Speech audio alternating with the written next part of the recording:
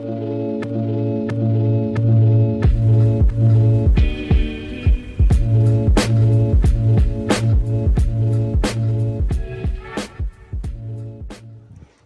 ladies and gentlemen, and welcome back again to your favorite channel. This is C4L by your number one boy, SIMB to the A. Welcome to day 2 on our topic on Easter, and today we're continuing from where we left yesterday. We are talking about the idea that should we as Christians continue celebrating this day that is known as Easter. So today we thought of spicing things up, and as you can see today I thought of doing an outdoor shoot as a way of celebrating my Easter under lockdown in a unique way. So basically today we're talking about should we as Christians continue celebrating this Easter celebration, given when we concluded yesterday, we saw that the name Easter is driven from the name of the goddess that was known as a star, a goddess of fertility. So should we as Christians continue celebrating this day? So check this out. So, okay, just to recap from where we ended yesterday, and if you haven't watched that video, please go and watch so that you can catch up with what we're talking about, so that it doesn't sound as if it's a lot of hearsay. Just check the previous video. So from the discussion we did yesterday, we find out that there is a lot of information that is out there that highly suggests that Easter is driven from many different practices. It is quite complex for a person who's actually not a Christian to actually pinpoint exactly where does this idea of Easter come from. Some would hear about the idea of Passover. Some would hear about the idea of the death and the resurrection of Jesus Christ. Some would hear about the German God. Some would hear about the English celebrating the idea of the East. There is a lot of information that is out there that, to a certain extent, it somehow reduces the weight, or it devalues the meaning of Easter from a Christian point of view. So the discussion still stands. Should we as Christians celebrate this day? Given all this, should we continue celebrating this unique day? And I would say yes. I think we as Christians should actually continue celebrating it, because even if we remove all these other things, the first thing is, if you really look at it, the idea of Christianity is being fought by many people.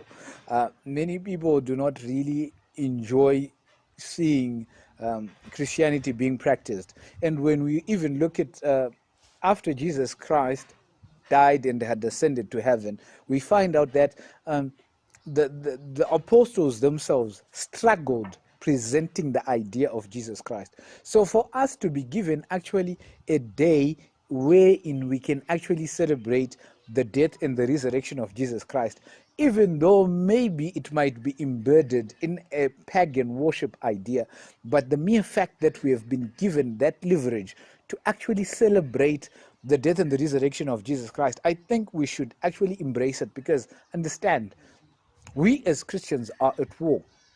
But also, when we also try to generalize things, when we look at a general view, we can also see that it does not necessarily mean that Easter is pagan worship, but it is also a day where pagan worshippers also celebrate. So it does not really nullify the idea of us celebrating the death and the resurrection of Jesus Christ. And the other argument that some people raise is it's not necessary for people to celebrate Easter, the death and the resurrection of Jesus Christ, because it came as a form of devaluing the Passover. But when we now look at the Passover, when we go to the book of Exodus 12 verse 11, when we hear God instructing the children of Israel to continue with this practice, you see, when they were practicing the Passover, there were certain instructions that they were given, and one of the instructions was they ought to sacrifice a lamb. They ought to give a lamb as a sacrifice. But on the actual day where God saved them from the smite of his hand, we see God telling the children of Israel to sacrifice a lamb, right? And take the blood of that lamb and put it on the doorstep. Now, the first thing that you see, the lamb, it is said that when a lamb is going to be slaughtered, it does not fight for its life. It goes peacefully, you know. It is the same thing that we also see Jesus doing when he was being crucified, you know. And liturgians actually suggest that the Passover was just an overshadowing of what Jesus was going to come and do. So the practice of us celebrating the death and the resurrection of Jesus Christ does not by any means nullify the practice of the Passover, because it carries the same significance. And when we also now start looking at the issue of the dates, when was the Passover being celebrated? It is said, when you go back in history, it is said that the celebration of Passover was done at any day during the week. It was done at any day during the week. But now, it is now said, after the Roman Empire had taken over Israel, after the death of Jesus Christ, when Jesus had ascended, it is said that 325 years later, after the death of Jesus, after the death and resurrection of Jesus Christ, they lived an emperor that is known as Constantine. And this emperor was pro-Christian. He celebrated the idea of Christianity. And it is said he is the one that declared that the cross is the symbol, is the official symbol for Christianity. And it is also said that he is the one that suggested that the first Sunday after the full moon should be the day where we celebrate Easter, where we celebrate the Passover. So yes, to a certain extent, it's debatable that the Easter dates are man-made, they're given by men. But I think the reason why we as Christians should continue celebrating Easter is not because of the dates, not because of the name Easter, but because of its significance. When we understand what it entails to us as Christians, because it reminds us of what Jesus did for us on the cross, and that is enough reason for us to celebrate it. So on our next topic, we're going to be talking about exactly what did Jesus do.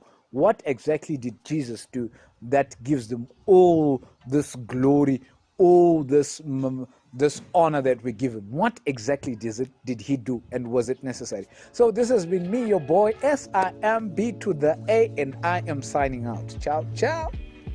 Do not forget to like or subscribe.